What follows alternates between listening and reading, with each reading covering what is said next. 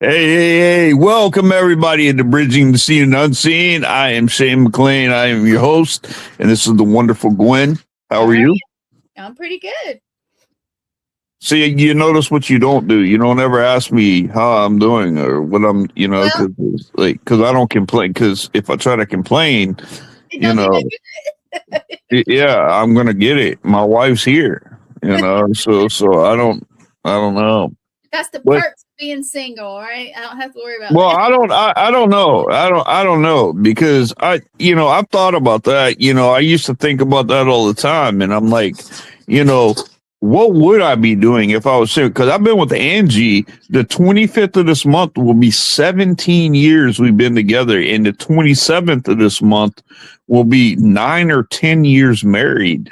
So, I mean, she's the fifth person I've ever been with my whole life.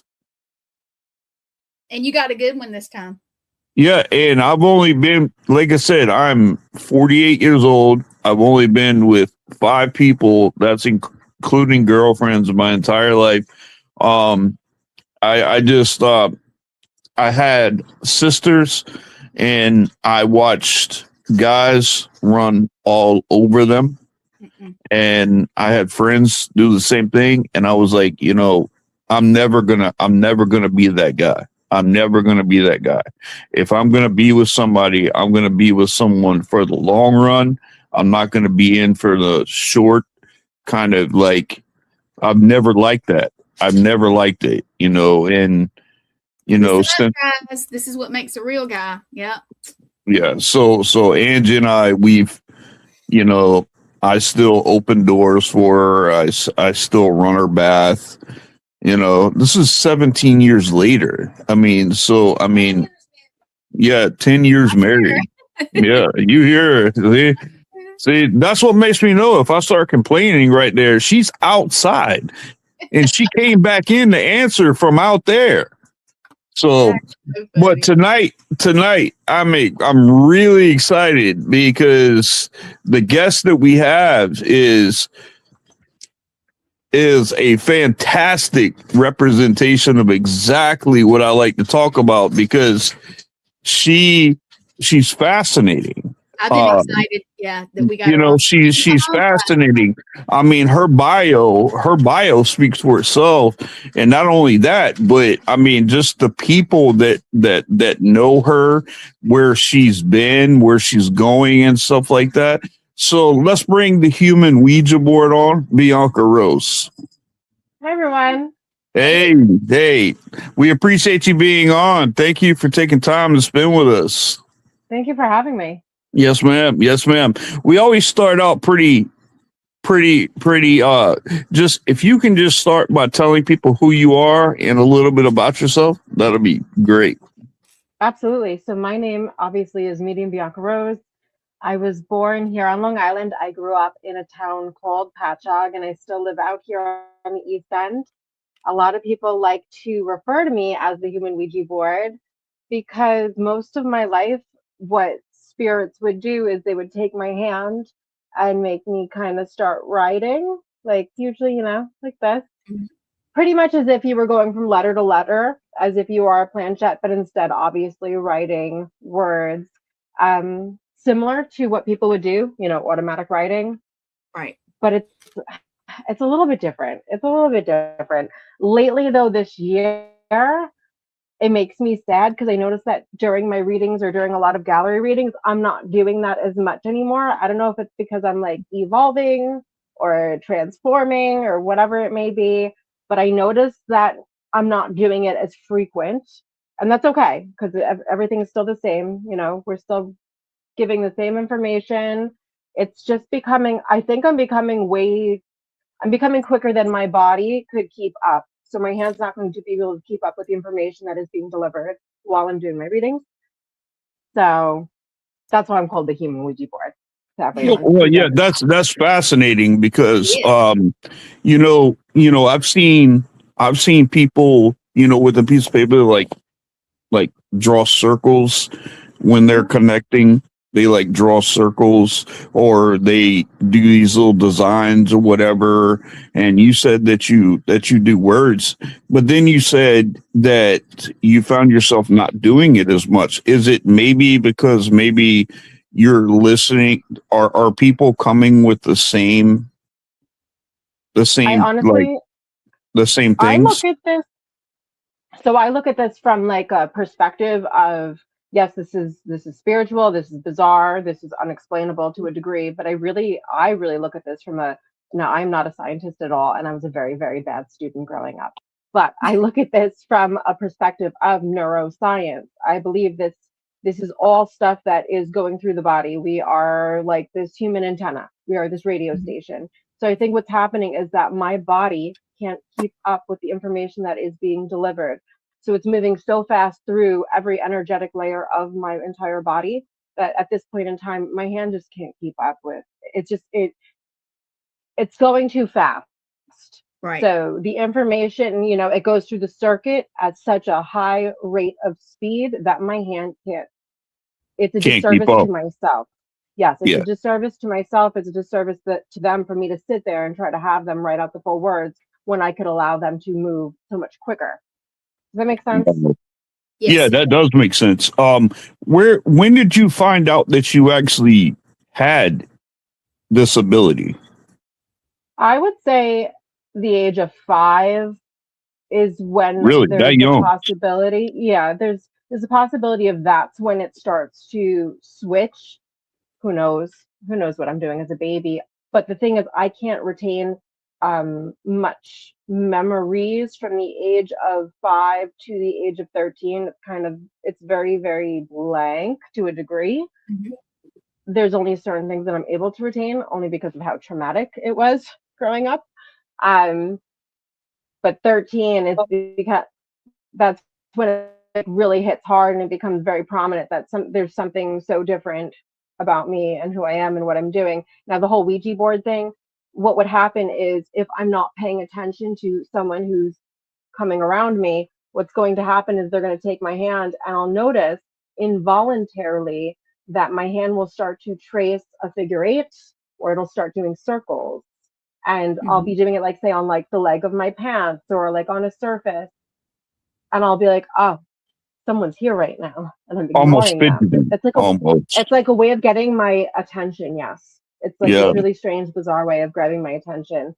But when you were referencing how people do that scribbling or the circling, I could understand why so many people do that while they're doing the readings because it's taking your brain out of that analytical state, that logical state. It's kind of switching the brain into this off mode where you are kind of disengaging from your own body and you're allowing yourself to go into this flow state. Does that make Mm, sense? that's interesting It because, does. like, I talk to other people, and I love hearing, the stories of how things get started like this and when it gets started. That's why, like, I'm clergy and I work inside the paranormal. But I get very deep premonitions and visions, and I've gotten them. You're going to see a bunch of cats too, Bianca. So I mean, this. You might see one of them with me at some point. She's sleeping, but she might get crazy and start doing wild things. Yeah, but when you start seeing 20 of them, then you're going to be like, man, what is this guy? It's okay. I love kitties. I love all the Yeah, animals. yeah. See, I've got them right here. See, but but I get these premonitions and these visions, but they're never good. And I've had this conversation with other people, but they've saved my mom's life. Well, that's the They've whole purpose saved, of those and images coming to that's you. what I figured out. And I used to think that I didn't want to have them because I was like, why can't I have like a premonition or vision of something that I look forward to? Because like when I get these, they happen so fast, and it's like a dream state, and Mhm. my anxiety hits so bad that if I don't say something, that I'll almost have a panic attack. So you're not technically having a panic attack or anxiety in that moment. What's happening is you are connecting to the energy of what is going to be happening. So your body is acknowledging that what is going to be happening or what could be happening is a stressful moment, an emotional moment, whatever it may be. Now, what you're doing is you are processing even though it's not yours, you are being delivered this is beyond just seeing, this is also feeling. So yes, you are having that vision, but also your body, it goes through the body first we feel it before we see it or hear it. So Mm-hmm. sorry, messages. So It's first okay. you're going to feel it in the body before you hear it and before you see it. So you're processing the emotion and then it's hitting your brain at such a fast rate. So you're feeling what's about to be happening and those aren't your emotions. So after you deliver the message, that's why that feeling of anxiety, it uplifts because it's not yours to begin with. Does that make sense? Right. Right. Yes, ma'am. Yep. I think it's But important though that you're receiving those. well, I used to think that and you can even ask Gwen, I've been with this network for quite a while. And when I first started, I used to tell her and everybody, I'm like, I wish I didn't get them, because it, I it, it was, understand that. it freaked me out because it was like, but I was like, well, I mean, if I'm only going to get things that are bad, that I mean, like I was in the car with my mother and we were in the left hand lane and a car was next to us, and I can still remember to this day the mom and the kid was in the back seat and the kid was waving at me, and I saw it in slow motion, and they were really there. And for some reason I had a vision right then at a stoplight, and I saw a bad accident, a bad accident. And I was like, and I came out of it and I said, Mom, I said, listen, whatever you do, do not go when that light turns green. Do not. And she said, what are you talking about? Are you serious? What are you talking about? And the light turned green and I said, stop right now, stop. And then the car next to us went, and this kid that had waved at me, they were going through the light, and a 6-wheel dually truck ran the light on a left-hand turn and T-boned that car and pinned him up against a concrete pole, killed the guy in the truck and both the mom and the kid.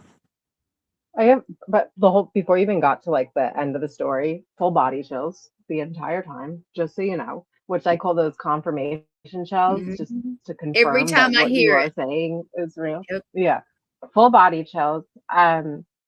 But that was important. That was extremely important. There's no reason to always deliver us those great messages, great visions of these beautiful things that are going to happen in the future. Because what's the point of that? You don't need to change the trajectory of that outcome, but you're being presented some heavy situations because you are an outlet, you are a radio, you are someone who's capable of receiving that information in hopes of possibly changing that outcome. So if ever when I have to do a reading, if there is a message of so and so is not well, they will be passing soon, however they end up, whatever the reason is for their passing that is coming up, I have to deliver that message. I would never not deliver that message. As heavy that is, as heavy as that is, I have to warn this individual that so and so is going to be passing soon because it was presented to me for a good reason. Maybe they need closure, maybe they need to have that opportunity to say goodbye or just be able to spend, X amount of time with them before they do pass. So I think these moments, the heaviest of moments for people like us, it's so important because we are the ones that are chosen or whatever it may be to deliver that. We have to do it, you know? Yeah, now and with you being in the paranormal field, like have you found this to be like helpful or toxic? Helping. I mean, like, do you go on locations before they get there or during while they're there? So both. I will go to the locations while people are there, while people are not there, um, all the variations. And when it comes to working in the paranormal industry, I don't think it's toxic or bad at all, depending on what there's toxic and bad in every single Yeah, yeah. genre in life everywhere, you know. But when it True. comes to the paranormal, I do meet a lot of psychic work in the spiritual realm as well. Think like holistic expos, you know, Reiki, healing. People want to receive readings to find out about the past, present, and future, or they want to connect to their loved ones. So I work in that community, and there's toxic stuff in that community. And then I also work in the paranormal community where there's toxic stuff in that community.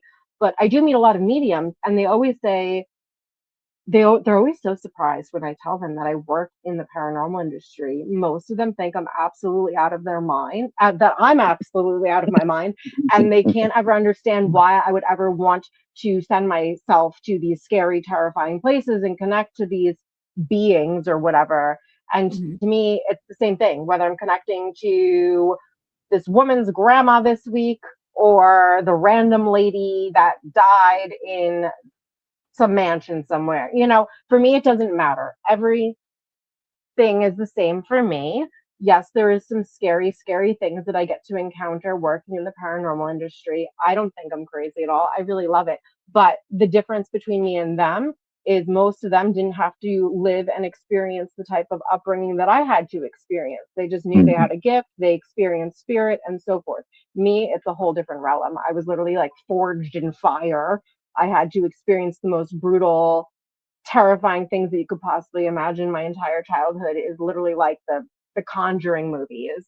So Mhm. I had this purpose long before I even decided that I would ever even want to engage in something like this. I literally had no choice. Like I was literally brought into this world and raised through the darkness to prepare myself for being medium Bianca Rose one day, if that makes sense. Wow, wow, that's fascinating to me. And like I said, I'm clergy, so I work in the paranormal field too. I work residential cases.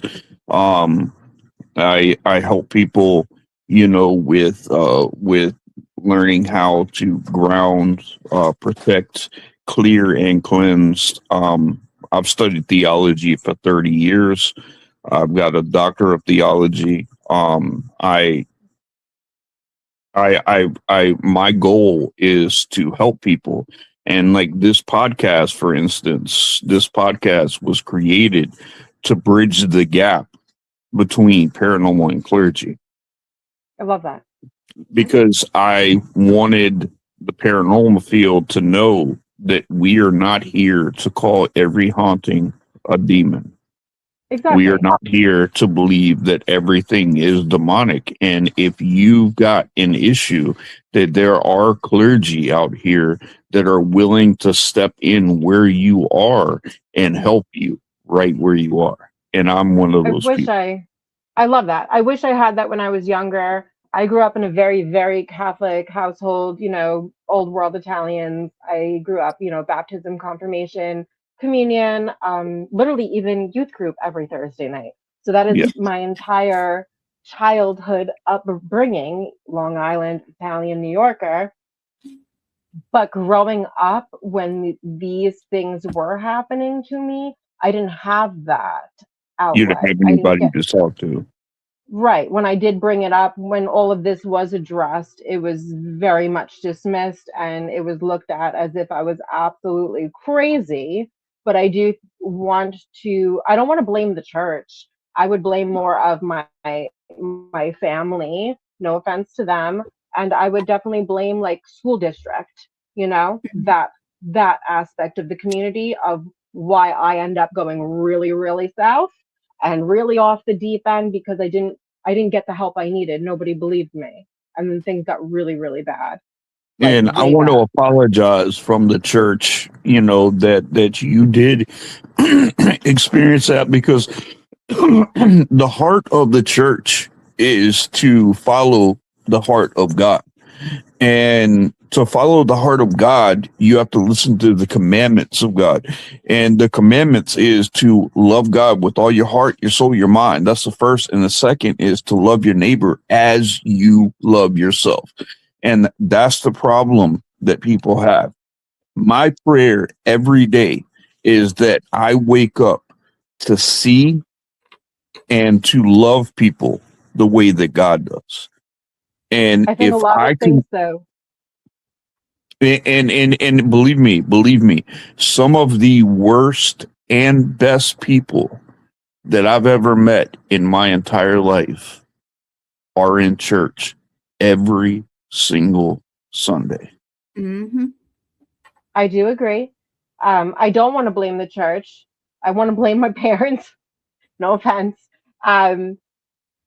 But what did you just say that sounded so, oh, as you love, a lot of people need to love thy neighbor as they love themselves. Yeah, A lot of people do not love themselves. I They know. don't know what it's really like to actually love themselves unconditionally for everything that they are, the bad and the good, you know? And a lot of times, people forget who they are. When I'm working with a family and say you get a demonic case, which is very rare, out of 1,000%, 1% might be demonic. Might be. But if you're dealing with a demonic, exorcisms are always, I am an exorcist, but it's always your last resort, to go. But my goal is to tap into the person that is originally there.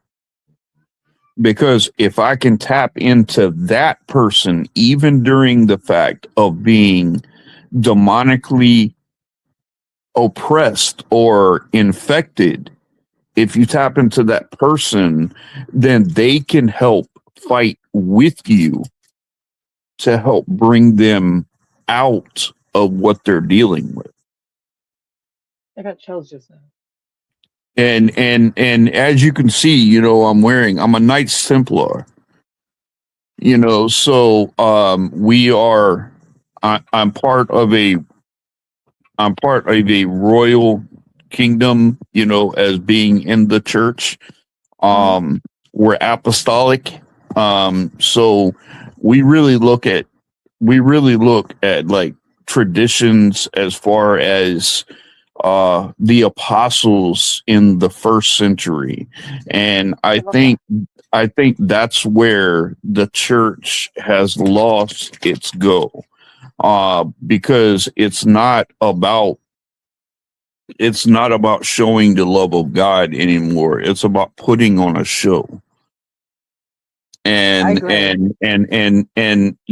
I got called in to spiritual warfare ministry off a dream. And I know this is going to sound crazy, but I was literally at a white picket fence, and on this side was God and all his angels, and on the other side was the devil and all his demons. And I'm sitting on this side of the fence, and I yelled across. I said, "You see, I'm on God's side." And the devil laughed at me, and he says, "But I own the fence." I got chills again. So, and that does not sound crazy at all, by the way.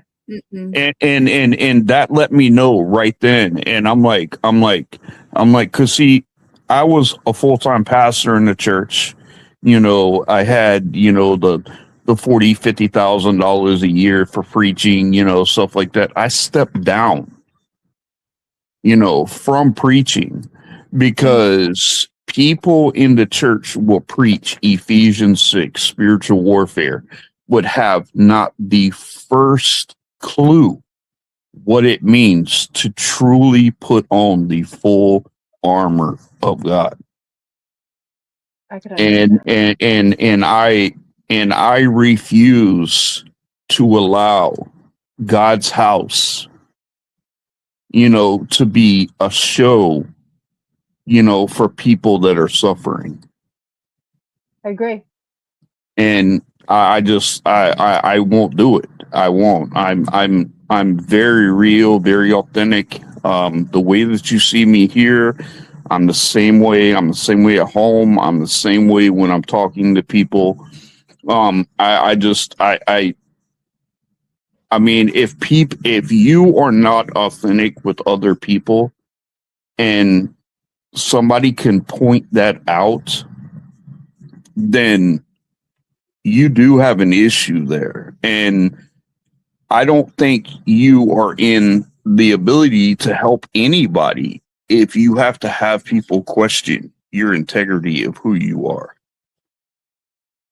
I definitely agree. So, but enough about me there.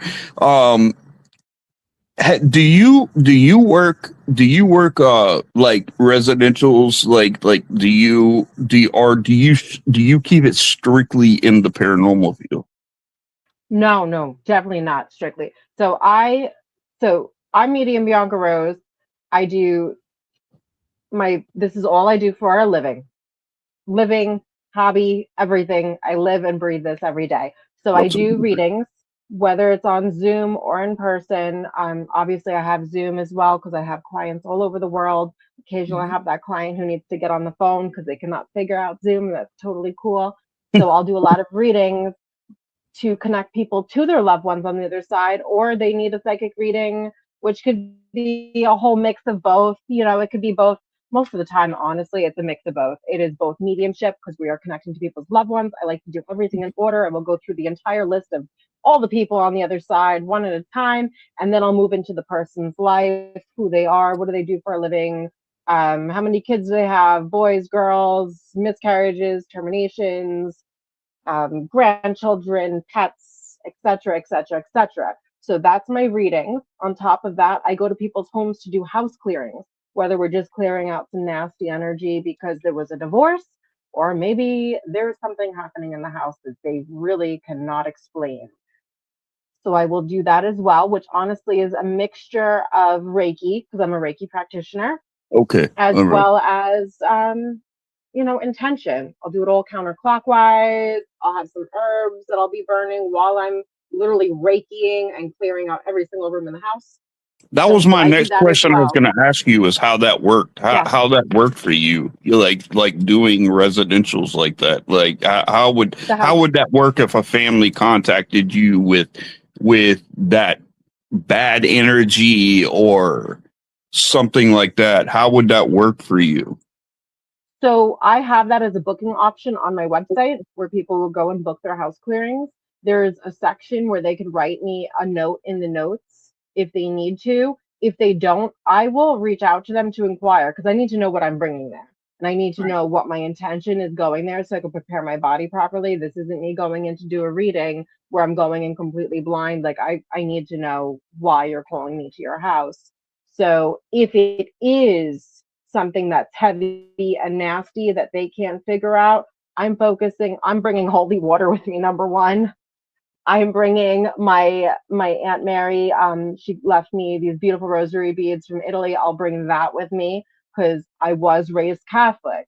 Even though You- I don't adhere by it and practice weekly and go to church the way I did growing up, it's still a part of my it's still part of me, and I think it's something really important that I have to incorporate when I'm dealing with something that is possibly demonic or evil, whatever it may be.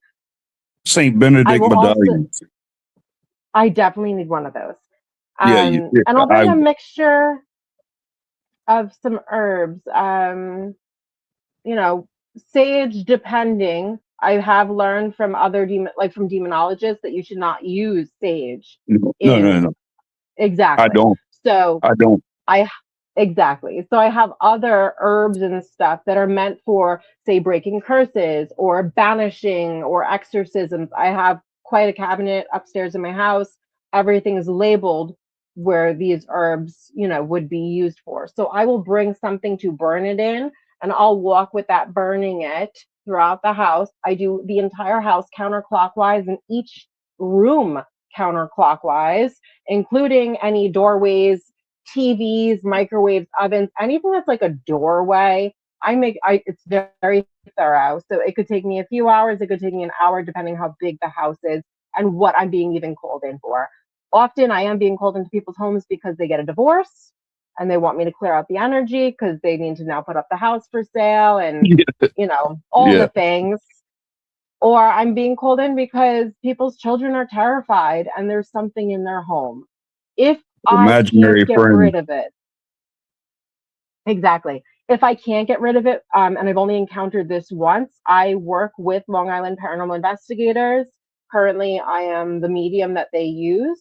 I do not get paid to work with them. They are a nonprofit. So I am fully a part of Long Island Paranormal Investigators. So there's been this one occasion where I had to bring them in, and they had to do a few investigations in my client's home because I couldn't get it out of the house. And what happened with them is they ended up selling their home and they moved to a different house. And at that house, there was an old lady who passed away, and she's nice and sweet and is, she's a soul. So it's okay that she is there in their home versus whatever was in that other house. But otherwise, all of my clearings have always been successful, except for that one. I am on good terms with them. I love them. They're a beautiful family. They're good and they're doing well. So that's what my whole house clearings look like. Or if I'm getting called into a home, private residential, to do a paranormal investigation, I'm either going in with, on Long Island, I'm either going in with Long Island paranormal investigators, but there has been times where I think I can be called in privately without Long Island paranormal investigators. Have you ever done that? Have you ever gone by yourself? Like without anybody? Yeah, so all of my in-person readings are typically scheduled at the client's home here on Long Island. Very rarely will I have them meet me at like a local coffee shop or something if they prefer that option. Maybe it's too busy at the house, too many animals, too many kids. Maybe they just don't want me coming to their home. But all of my in-person sessions are privately. I'm brought to the home. I don't know where I'm going ever. They send me the address right before me going to the home, a day or two prior. I don't ever want the full name. It's just a first name and where I'm going.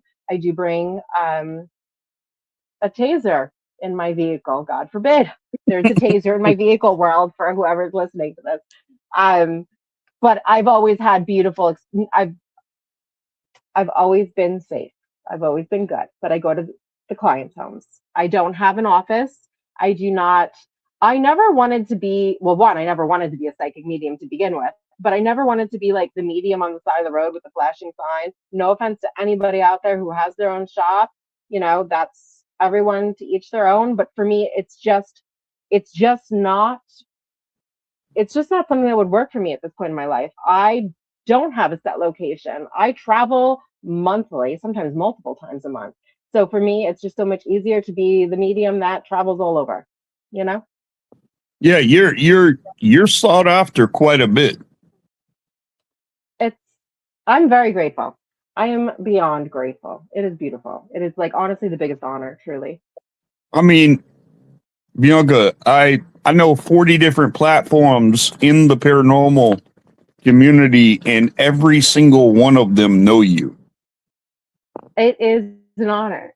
That's all I could say. Honestly, it's such an honor. I say it all the time. Honestly, there's days where I get like emotional and I'll just start crying, like to myself, like a weirdo that I am. Like I'll start crying because I'm so in awe and I'm so blown away by the life that I have lived.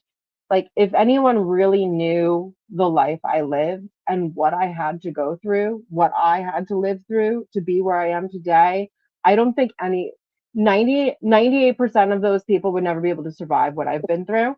Yeah. And I wouldn't change any of it because I know for a fact that those horrific things that I had to live through led to where I am today. It all had a big purpose.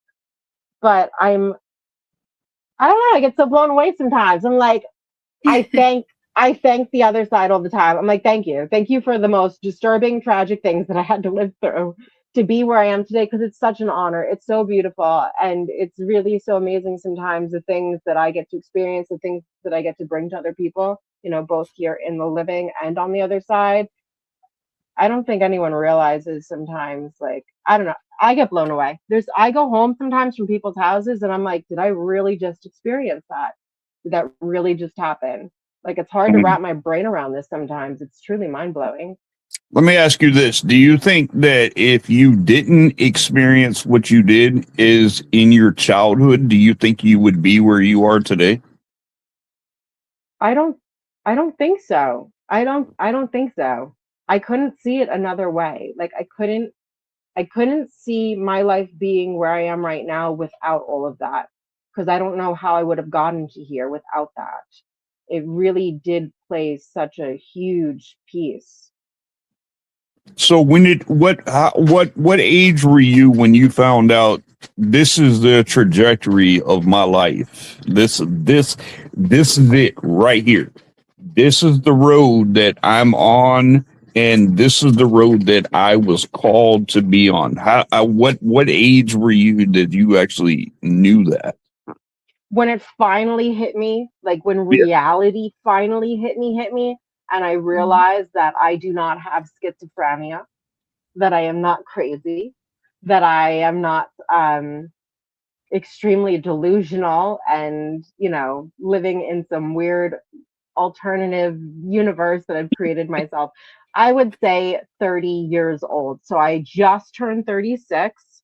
I would say 30 years old is where it really became real, through someone else being able to tell me, like, this is real. Your entire life has been real. You're not crazy. You're not schizophrenic. You are not sick. You are not ill. You're definitely So not. You're definitely not. You're very eloquent. You're I very well spoken. I mean, thank you. mhm. But growing up, growing up in the 90s, and you, Oh, I you know. sneeze wrong, if you sneeze or breathe wrong, it is the devil. Yeah. So, you Yeah. know, my whole life, I'm very attracted to women, not just men. So that was the devil. Seeing Oh, spirits, that's the devil. Like, literally dressing different, that's the devil. So when you're constantly shut down your entire life, throughout your childhood, throughout your teens, you begin to believe what is being told to you. It's literally your brain has been rewired by society to believe that you are not well, that you are crazy, that you are not good enough, that anything you do is never going to amount to anything. When that is being fed to you on a daily basis, it rewires your brain. You begin to We have believe to that. break That is that stigma. We have to break well, that I stigma with people. exactly, that is what I teach clients on the on the spiritual side of my work. I teach my clients this. People who are really struggling with their mental health, with their confidence, with their well-being, I explain to them, you need a daily practice. Every yeah. single morning when you first wake up, the first thing you should do before anything else, when you are half asleep making your coffee, is you should turn on Spotify or Apple Music, whatever it may be, and you need to listen to positive affirmations. You need to start rewiring your brain. Even if you're listening to it unconsciously while you're sleeping with headphones on, it's going to start to rewire your brain again. So you do realize that you are the shit, that you are amazing, that you are great, that you are worthy. I really think that's the basis here. You need to start putting that on a loop in your head. So that is something I do teach people when it comes to people who are still struggling, who are still in the dark, who don't have the courage yet to finally step out of that, box that they've kind of placed themselves in, or maybe someone else placed them in. But that is something I now teach, and I do realize, what could happen to you growing up, and how you definitely can change it. You don't have to stay there. But growing up in the 90s, I believed I was absolutely nuts for a very, very long time. I hit 30 years old. A huge mentor of mine, somebody I very much look up to, her name is Medium Fleur. She is fantastic. She's brilliant. She's very spiritual. She's this great medium. but she's also very science-based, and that's where I learned the whole neuroscience thing from. I've learned so much from her, just watching her. I've never mentored with her. I would never be able to afford her prices, but she's so good. And during the height of COVID, I got 2 readings from her for free. I won when we were all locked in our houses. So maybe 2019. I won a reading. I won. I got to go live with Medium Fleur. She wasn't able to tour because we're all locked down in our houses, and she did a live gallery on Instagram, and thousands of people were watching that live. And I wanted one thing. I told my entire family to make sure they watch this live, and then I said to the other side, if you could do one thing for me today, you need to make sure that someone brings up that I could talk to the dead, because this needs to be outed already. This needs to be brought up. This needs to be spoken about. And my cousin who overdosed, he comes through, he does all his things, talks about all these crazy, amazing things. And at the very end, he tells Fleur to tell me, Bianca, you need to understand something. You can communicate with the dead. This is real. She came out and said that? Yes, this is what she's saying from my cousin. So my cousin's telling her to tell me this. Like, this is real. You could communicate with the dead. You've done this your whole life. And what's about to happen is you are about to go on this journey, and you are going to be helping thousands of people in the world. And I was like crying. I couldn't believe it. I was like, oh my God, it is finally being acknowledged live in front of thousands of people nonetheless. And my family was watching. I needed that so bad. The second I received that message, I made a promise to myself that I was going to change my entire life for this gift. I smoked my last cigarette that night. I slowly weaned myself off of cannabis because I love cannabis. I still love cannabis, but I was pulling myself away from that. And then I stopped eating red meat and pork. And I promised myself to make sure that my body was this perfect container for spirits to speak through me.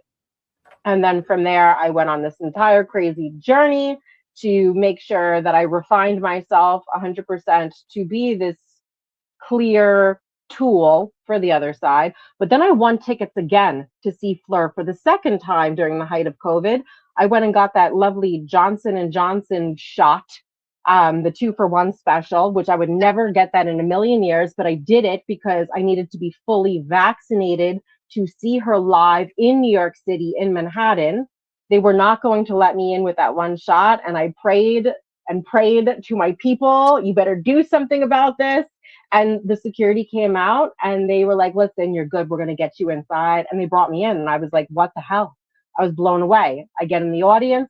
Who gets to get read in this huge audience in New York City, in Manhattan? Me, for the second time, by Medium Fleur. She comes through again, reading me. And this time it's my dad, quote unquote. He's not really my dad, but I call him my dad. He comes through. And again, the same message. And this lady does not remember me. She meets so many people.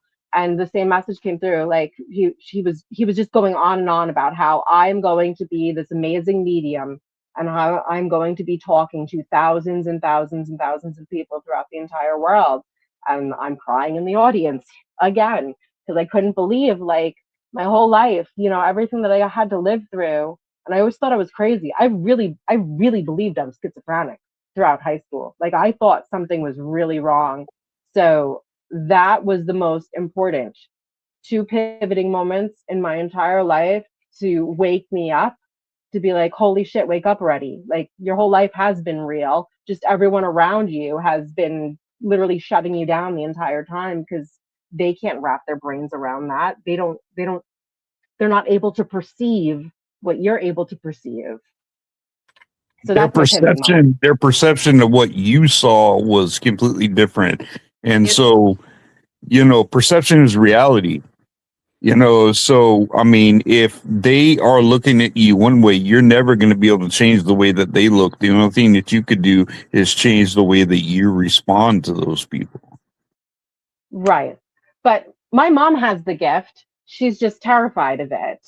And I have a lot of questions about my ancestors, and I've been poking and prying lately. And the Italian side, they won't talk about it. I tried to get my parents to start digging, and the aunts keep hanging up the phone going, we don't talk about this stuff. We don't talk about this stuff. Mm-hmm. So they don't want to talk about it because I have a lot of theories, and I started digging recently. And then on my mom's side, I don't know too much because my grandma was Jewish. She married into a Catholic Italian, her husband, Catholic Italian. She was Jewish. She was exiled from her family. So I don't know anything about the Jewish side of my family through my mom's roots. So all I know is my Italian roots on my dad's side. That's what I grew up around. They don't speak English. And we don't talk about this stuff, apparently. We don't talk about the Forget evil about it. eye. Exactly. I can't get anyone to talk about it with me. I want to know. I have so many questions. I'll figure it out eventually. It's the same way in the South. It's the same way.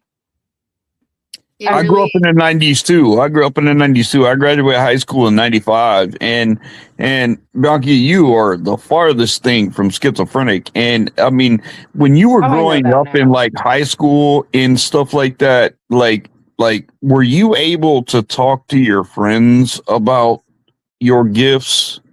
No, that's where it started to get even weirder. I remember this girl, I was best friends with her. I probably stopped talking to her around 10th grade because that's when things got really, really bad for me. But I remember one of the last things she ever said to me was, I think you're schizophrenic. You probably should go and get some help. And that was the day I decided I'm going to stop telling people that I could talk to the dead because it wasn't coming. Is that how you would tell them? Or do you? No, I would tell them like my experiences, like what I was seeing in my house, what was happening, the things that were happening all the time. So when I say my childhood was like the Conjuring movies, it was like the Conjuring movies. I lived through a real demonic experience. No one in this industry, that's not true, but 90%, most of the percent of the individuals that I get to meet who do work in the paranormal industry, who are on paranormal teams, who investigate, none of them have ever experienced a demonic haunting before. They've never experienced it, and they never will experience it. The only person I know for sure that has experienced it is like Dave Giuliano, but he's an he's an exorcist, so he has to do exorcisms. So and then yourself, and I feel like working with Long Island Paranormal Investigators, I know the co-founder Mike and Shannon Collins worked on I could bring up 2 cases, 2 experiences for them where they had some insane encounter. One was folklore, woods based, and one was a residential case. Those are the only stories that I could pull up in my brain right now where I know individuals who can be like, oh yeah, I have experienced a demonic haunting or a demonic case. I mean, without a doubt, the folklore you're speaking of was demonic. Oh yes, that has to do with Mount Misery on Long Island. He's been studying that territory for at least 30 years, I want to say, and we've narrowed it down through a lot of scientific experiments that there's a specific location in those woods, like it's literally like cited, like mapped out and everything, of a specific area that has a demonic presence, and it hits, I think, every, I don't even know, 7 years, specifically like on the like in the fall time, like the eclipse, whatever it's called. The what is it? Too many words. I think it's a solstice, possibly. Solstice, yeah. Whatever it may be. Anyway, there's a pattern. It peaks at a certain time every year when it lines up a specific way, the moon, everything. He's like figured it out down to a T. So those woods date back to, God knows, obviously forever. But during the satanic panic era, there was a lot of Satanism, whatever things that happened in those woods. Mount Misery. A lot of people, that's one of like Long Island's like big spots to talk about when it comes to like our local, What's that called again? Urban legends. It's called Mount Misery. Mount Misery. I'm going to look that up. That's very interesting. Absolutely look it up. That's one thing I can talk about. The residential case I can't talk about because it was a residential case, but yeah, that ended very, very badly, the residential case. So otherwise, when it comes to people in this field, I don't ever get to meet anyone who could ever understand what I had to live through growing up. And I could say 100% that I had to live through a demonic haunting, and I have lived through possession, and it is something that no one could ever wrap their brain around unless they've lived through it. Oh, 100%. And let me tell you, the very first time I ever came encounter with a demonic entity, it was inside of a church. I believe it. I believe it. And I can still see the people's faces around me. And we had to clear that whole area out because it was the guy sitting directly behind me. And we no one had ever seen him before. He didn't fill out a card or nothing like that for the church, did nothing. But the worship music started to play. And the name Jesus came in. And the second that the people around started saying Jesus, he was thrown probably 15 feet into the wall behind him. The chair hit the wall, put a hole into the wall. He hit the ground, and I can literally hear his bones contorting. Mm. And he was hissing. His eyes were of a jet black color. He started turning pale white. His breathing, his neck was swelling out so bad, his rib cage was popping. I believe it. I So, believe it. and not only that, but there's an ancient language that isn't spoken anymore. It's called Aramaic. Aramaic is the language that Jesus actually spoke. Interesting. And I have a lot of questions about all that. please reach out to me. Like I said, I've studied theology for 30 plus years. So I am a wealth of knowledge, when it comes to it. But he was speaking Aramaic. He was speaking another language, and two more that we were able to recognize. And not only that, but three different voices. So we knew what we were dealing with. We knew.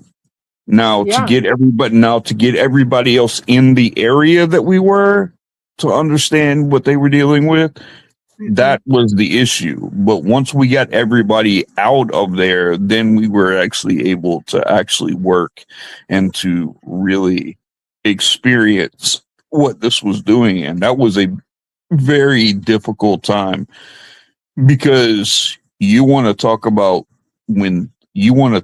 strength, you want to talk about being like when you're dealing with a true demonic like this, one of the worst things that you could do is be scared. Oh yeah. And it's so hard if too. you show fear, it's going to show you what real fear is. That's also something I teach, intention, and going into this work, whether it's demonic or not demonic, you have to, if you're going to this from a place of fear, you're doomed. You're doomed. You have to go in from a place of sovereignty. It's a place of just knowing that you are protected, not shielding yourself majorly.